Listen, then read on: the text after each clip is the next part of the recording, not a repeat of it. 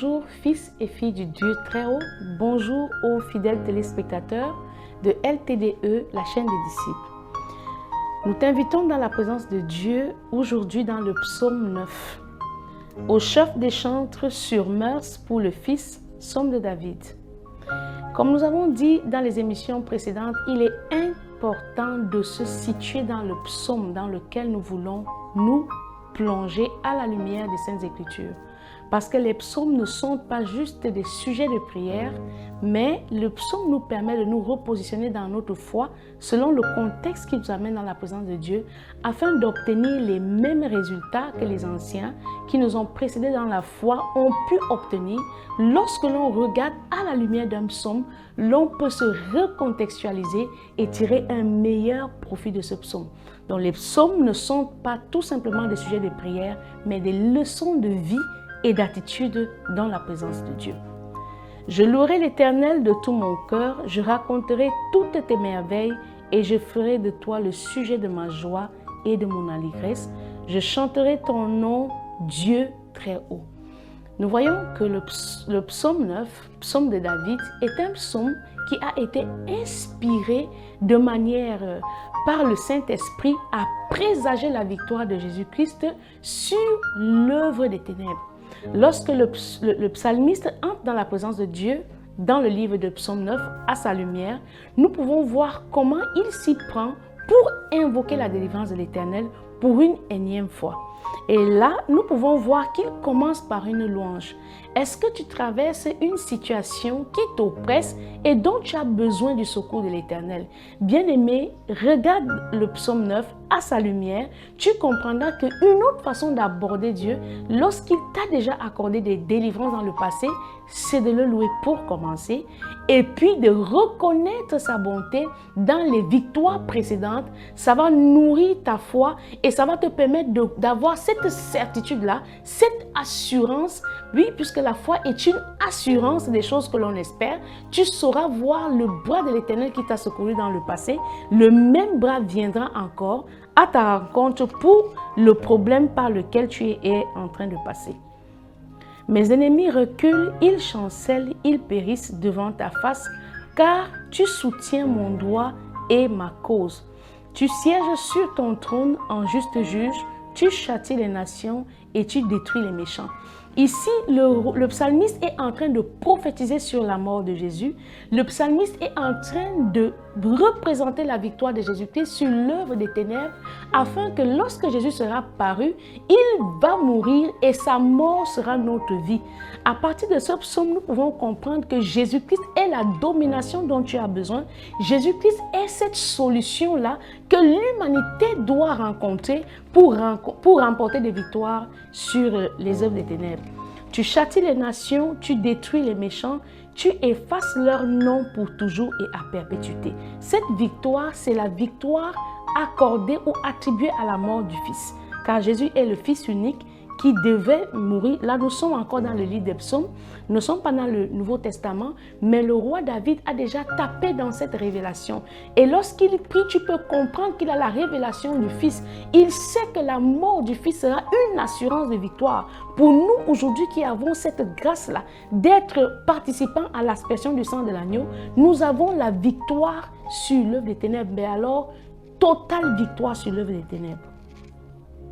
Tu châties les nations, tu détruis les méchants, tu effaces leur nom pour toujours et à perpétuité. Plus d'ennemis, des ruines éternelles, des villes que tu as renversées, leur souvenir est anéanti.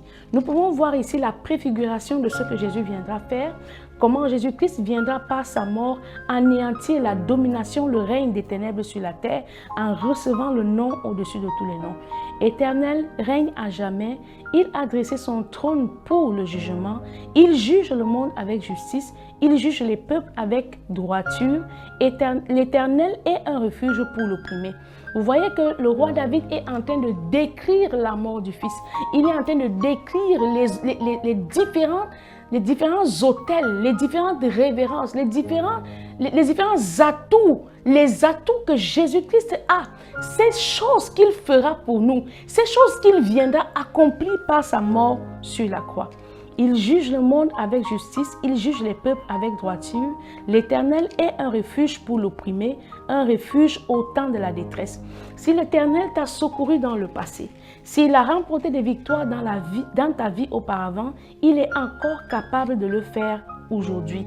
Entre dans sa présence avec cette reconnaissance-là, cette action de grâce, ce témoignage de ce qu'il a déjà accompli, et il le fera encore. Ceux qui connaissent ton nom se confient en toi, car tu n'abandonnes pas ceux qui te cherchent, ô Éternel. Chantez à l'Éternel qui réside en Sion, publiez parmi les peuples ses hauts faits, car il venge le sang et se souvient du malheureux. Il n'oublie pas les cris.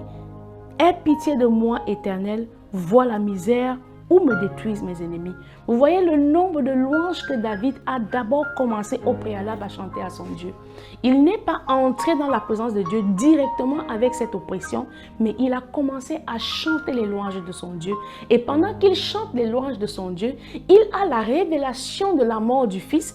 Il peut voir en esprit les attributs de Jésus et se projeter, car lorsque l'on traverse des moments difficiles, il faut savoir s'accrocher aux promesses de l'Éternel. David, par sa connexion à Dieu, peut se projeter les attributs du Fils afin de se connecter à la gloire à venir. David avait cette capacité-là dans le règne de l'Esprit de saisir la volonté de Dieu et de savoir comment faire son plaidoyer. Ça, c'est la raison pour laquelle la plupart des psaumes ont été écrits par le roi David. David avait la compréhension de qui Dieu est et il savait comment exprimer son besoin à Dieu et ce qu'il fallait mettre au devant. Il y a des personnes qui commencent la prière en lamentation, ce qui n'est pas mauvais. Il y a d'autres qui commencent la prière en chantant, mais il est important de rappeler à Dieu que nous sommes reconnaissants de ce qu'il a déjà accompli. Lorsque tu engages une prière pour laquelle tu demandes encore le secours de Dieu, souviens-toi de ce qu'il a fait dans le passé. Lorsque tu te souviens au regard de ce qui s'est fait dans le passé, tu pourras voir que l'Éternel, le même Dieu qui t'a secouru dans la vallée, te soutiendra encore sur la montagne. Chantez à l'Éternel qui réside en Sion, publiez parmi les peuples ses hauts faits, car il venge le sang et se souvient du malheureux. Il n'oublie pas leurs cris. Aie pitié de moi, Éternel, vois la misère où me réduisent mes ennemis. Enlève-moi des portes de la mort, afin que je publie tes louanges dans les portes de la ville, la fille de Sion, et que je me réjouisse en ton salut. Les nations tombent dans les fosses qu'elles ont faites, leur pied se prend au filet qu'elles ont caché. L'Éternel se monte, il fait justice, il enlace le méchant dans l'œuvre de ses mains. Alléluia. Les méchants se tournent vers le séjour des morts, toutes les nations qui oublient Dieu. Voyez, il est donc important de ne pas oublier l'œuvre que Dieu a faite pour vous. Peut-être que dans ta famille, il y a une maman, une grand-mère, un oncle, un ancien catéchiste, quelqu'un qui a posé une fondation avec le Seigneur dans le lieu secret. Rappelle au souvenir de Dieu ces choses qui se sont faites avant toi. Il est important de connaître, et c'est la raison pour laquelle nous invitons les mamans à bâtir des fondations solides avec Dieu.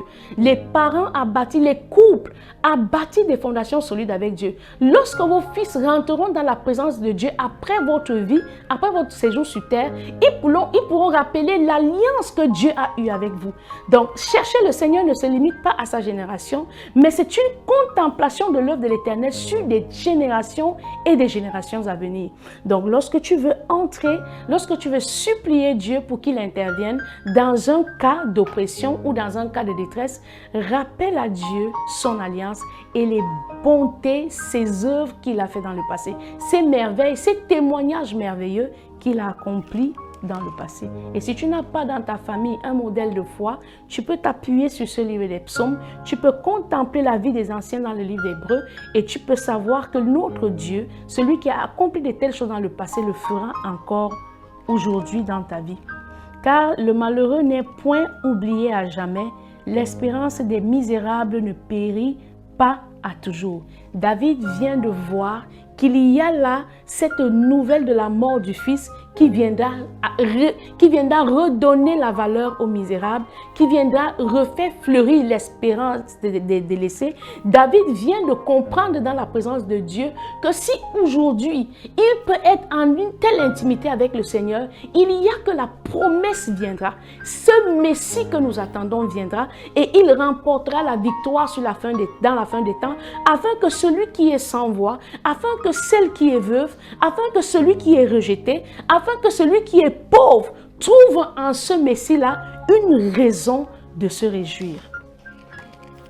Que les nations soient jugées devant ta face, frappe-les d'épouvante, ô Éternel, que les peuples sachent qu'ils sont des hommes. Alors, nous ne sommes que des hommes, nous sommes un souffle passager. Notre temps est semblable à la fleur des champs qui sera aussi vite flétrie et que le vent délogera de son habitation et le lieu même qu'elle habitait ne le reconnaîtra plus. Quel est l'héritage que tu veux laisser à ta progéniture? Quel est ce repère que tu veux laisser à tes enfants?